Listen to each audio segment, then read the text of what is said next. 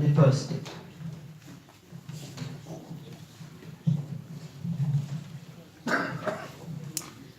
Donc, nous proposons ce soir au Conseil la création de 2 emplois d'avenir. En vous rappelant donc que les emplois d'avenir, ce sont des contrats qui prennent la forme de ce qu'on appelle le CAE, et qui sont de 3 ans maximum et qui sont réglementés par le Code du travail.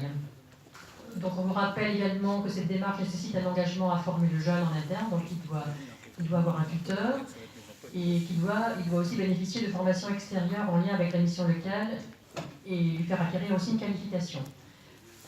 Donc l'aide à l'insertion professionnelle versée par l'État est fixée à 75% du taux horaire brut du SMIC. Cette aide s'accompagne également d'une exonération des charges patronales de sécurité sociale.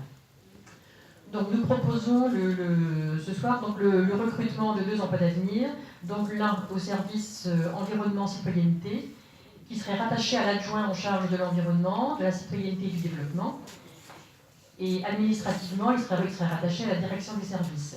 Cet agent aurait pour mission d'assurer l'organisation et le suivi des commissions, d'assurer la mise en œuvre et le suivi des actions engagées par la commune en matière d'environnement. En parenthèse, la coordination des projets en lien avec les services techniques, les services administratifs et de communication notamment. Et de mettre en place des actions de consultation et d'information citoyenne sur des sujets définis par la commission. Voilà en ce qui concerne le premier emploi. L'autre serait rattaché au service culture. Il y aurait particulièrement en charge la gestion, l'administration, la programmation, la médiation culturelle du cinéma et de la galerie. Voilà, donc on vous propose donc dans un premier temps, ces emplois pourraient avoir une durée d'1 an et ils seraient à temps complet.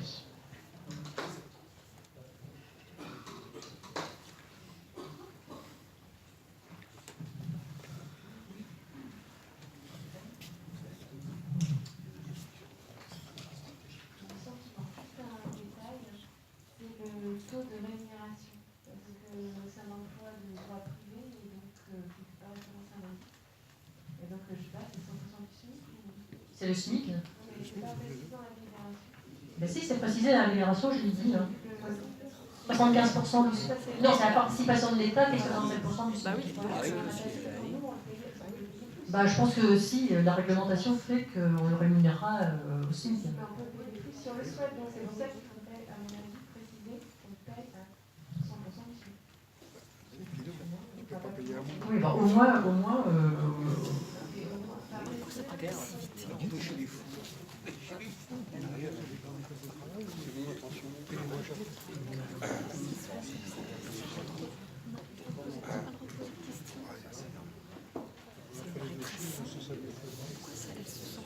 oui, c'est les anciens syllabes.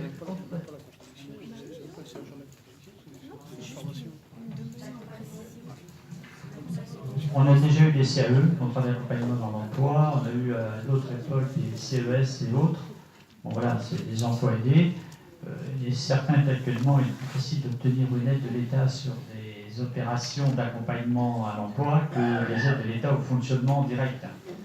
Puisque là-dessus, ça nous fait une aide de 13 000 € environ de l'État sur chacun des postes. Oui, Pascal. On vient de créer un emploi là, avec culture communication et là on recrée un autre micro. Ouais, plus fort, on va Comment? Non, mais oui, c'est un emploi. C'est un emploi d'avenir que l'on crée sur le globalement le service. Effectivement, les tâches n'étant pas exactement les mêmes, mais ça vient compléter effectivement le service culture communication. Avec des tâches qui ont été qui sont développées ici, qui sont dans le prolongement de ce que disait aussi Gérard tout à l'heure, par exemple, sur le fait qu'il y ait eu quelqu'un pendant un moment au niveau de la mairie d'Étable, qui avait été, enfin pas de la mairie d'Étable, mais une délégation qui avait été faite par l'attribution d'une aide directe à l'office de tourisme pour faire ça. Alors, on disait que c'était temporaire, cette aide, c'était pour démarrer l'activité de la galerie. On voit bien que si on veut que la galerie fonctionne, il faudra l'accompagner. Même chose en direction des autres équipements publics. Oui, Antoine. Non, pardon, Mélie. Non, je vais ici. Vous êtes décalé, j'ai pas vu. Oui, bonsoir. Moi, je voudrais prendre juste un petit mot concernant cet emploi en fait, d'avenir concernant l'environnement et la citoyenneté. Je voudrais simplement rappeler qu'en fait, on a aussi Anaïk qui est là ce soir. Voici, c'est arrivé Anaïk. Ah bah voilà, je vais peut-être te laisser maintenant pour le coup. C'est vrai qu'on a aussi des dossiers à faire valoir, monter, puis des projets en cours. Et on n'a absolument pas aujourd'hui de soutien de quelque façon que ce soit, par qui que ce soit au niveau des services. Donc je crois que tout le monde ne peut pas dire qu'il n'est pas soutenu au niveau des services. Nous sommes aujourd'hui le seul qui n'est pas de soutien à ce niveau-là. Je crois qu'il est grand temps aussi qu'on puisse faire avancer nos dossiers et nos projets. Donc, voilà. Est-ce qu'il y a d'autres... Oui, Madame Maubuchon. Ah pardon, je pensais... Non, c'est Yannick Colin. Est-ce qu'il y a une volonté de ces contrats CCAE, en fait, d'en faire de l'insertion durable, c'est-à-dire que les postes vont durer dans le temps, c'est-à-dire au-delà des 3 ans? Alors, pas les postes, mais les personnes, oui. Les personnes, oui, et de les recruter. On a des cas dans les personnels techniques qui ont commencé sur des postes aidés et qui ont été embauchés un peu après sur des postes budgétaires. L'objectif là, et ça répondrait à une interrogation de M. André tout à l'heure, on ne vous proposera pas l'année prochaine un poste de plus en poste budgétaire au tableau des effectifs. C'est ça, c'est la question. Ce que je veux dire, c'est qu'en fait, l'insertion au niveau des services techniques, à la limite, c'est relativement pas facile, mais c'est plus simple. Insérer ces personnes ensuite dans un effectif qui sera stable, ce sera quand même beaucoup plus difficile. L'engagement n'est pas forcément sur une insertion dans la commune, hein, il se fait sur une insertion dans le monde du travail, comme tous ces contrats. Hein, comme quand une entreprise prend un apprenti, elle ne s'engage pas forcément à ce que l'apprenti passe en poste dans l'entreprise après. Hein. D'autre part, concernant les missions, justement, pour revenir au poste de service environnement citoyenneté, la mission d'assurer l'organisation et le suivi des commissions, est-ce que ce n'est pas le rôle de l'adjoint? De mettre en place des actions de consultation et d'information citoyenne sur les sujets définis par la commission, est-ce que ce n'est pas le rôle de l'adjoint?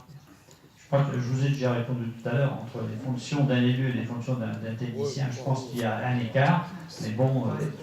Un élu est indemnisé pour exercer ses fonctions, et cette indemnisation prend en compte le temps qu'il consacre à la collectivité.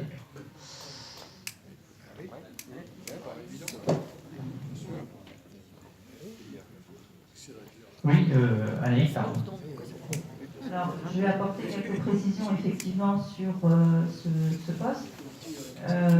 C'est un poste, comme l'a dit Mehdi, qui s'avère indispensable, on le voit sur le temps que nous pouvons passer en tant qu'adjoints et conseillers délégués à essayer d'organiser des consultations. Je pense que si on veut faire de la participation citoyenne au débat, il est vraiment temps que l'on puisse l'organiser et cela passe notamment par un certain nombre de démarches qui sont du domaine du travail administratif et qui viendront compléter le travail des élus.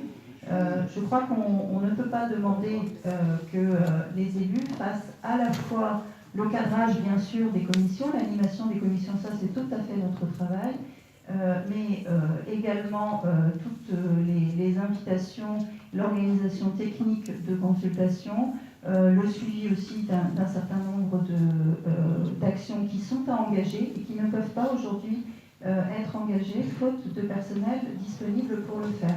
Simplement préciser aussi que ce poste, puisqu'il s'agit d'un emploi d'avenir, ça n'a pas été spécifié dans la note, mais serait rattaché directement à la direction générale. Hein. Donc, pardon, je ne l'ai pas lu.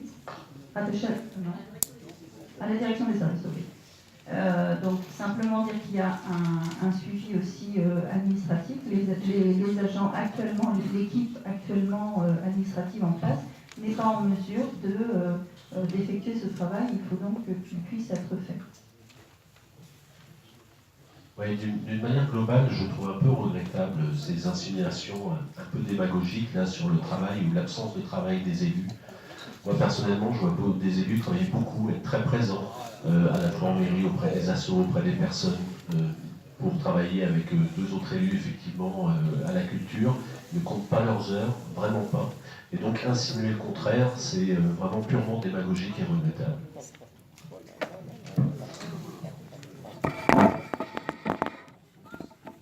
J'ai parlé en fait de les missions qui sont dans cette fiche et qui en fait pour moi sont les missions de l'adjoint. Et c'est vrai que j'ai parlé de l'indemnisation parce qu'en fait les élus ont une indemnisation pour le temps qu'ils prennent pour exercer leurs fonctions. Alors, ça veut peut-être tout simplement dire que nous n'avons pas la même conception du travail qui est à effectuer et qu'il y a peut-être pas le temps non plus. Bien sûr que si, le temps qu'on consacre est important, vous ne le voyez certainement pas. Simplement, derrière, il faut que ça suive et qu'il puisse y avoir des actions engagées qui demandent un travail administratif qui n'est pas le travail de l'élu, tout simplement. Ça n'empêche pas les élus de faire leur travail largement sur ce sujet. C'est un débat que je vois ailleurs, c'est le rôle des élus. Ça, j'entends ça dans d'autres instances. D'autres questions, Jean-Yves? Moi, je trouve très malsain ta manière de faire des allusions, comme d'habitude, parce que c'est pas nouveau chez toi. De toujours, j'ai le droit d'exprimer une voix aussi, et je crois que c'était le conseil municipal, un élu a parfaitement le droit de s'exprimer. Je croyais que normalement c'était fait pour ça. Je vais dire simplement que faire des insinuations comme ça en permanence et de dire que, sous-entendre que les élus ne sont pas présents, ne font rien, je trouve ça désagréable. La deuxième chose, je vois qu'à chaque fois qu'on parle culture, Yannick, ça a l'air de te déranger beaucoup, ça c'est un souci, c'est ton problème. Mais la deuxième chose, c'est de distinguer quand même ce qui est le rôle d'un élu et ce qui est aussi aujourd'hui en France et dans tout ce qui se passe sur la dénigration permanente des élus aussi. Parce que derrière, je vois qu'est-ce qui se profile, je vois aussi ce que veulent sous-entendre les gens, et si demain, effectivement, les élus ne devraient être que pas rémunérés pour leur temps, comme tu dis, ou pas pris en charge, je crois qu'effectivement, on les réservera qu'à une certaine catégorie de la population, et on reviendra sûrement à une époque où les gens, quand ils avaient les moyens, effectivement, c'était regarder la structure de certaines assemblées, et ça veut dire tout simplement que ce sont ces gens-là. Moi, je suis déçu depuis longtemps en France qu'on n'ait jamais été jusqu'au bout sur le statut de l'État, ça c'est un autre débat, mais je tenais quand même à souligner ça. Bon, on va revenir à... J'entends bien les prises de parole, mais c'est de revenir à ceux qui nous intéressent. Oui, Gilbert. Oui, non, simplement je ferai la même remarque que tout à l'heure, je ne vais pas rentrer dans ces débats-là. On a eu des débats citoyens sur notre commune à Étal. On en a eu vraiment des très sérieux. Je ne fais pas la leçon, c'est simplement des faits. Moi je me rappelle d'un débat citoyen qu'on a eu sur la galerie, où tous les élus étaient sur le pont le dimanche. C'était quelque chose de vraiment intéressant. Et on a eu vraiment des échanges dans tous les sens. C'était vraiment très très intéressant. Voilà, je ne vois pas trop ce que ça va apporter de plus là. Si ça peut apporter, tant mieux. Mais bon, je crois que ça va. J'espère que je crois que ça ne va pas résoudre la question. Franchement. Tout le monde a pu s'exprimer, donner un point de vue. Donc, je vais vous proposer de passer au vote. Donc, sur la création de ces 2 emplois d'avenir. Qui est contre? 4 contre. Vous avez noté, oui. Qui s'abstient? 1 abstention.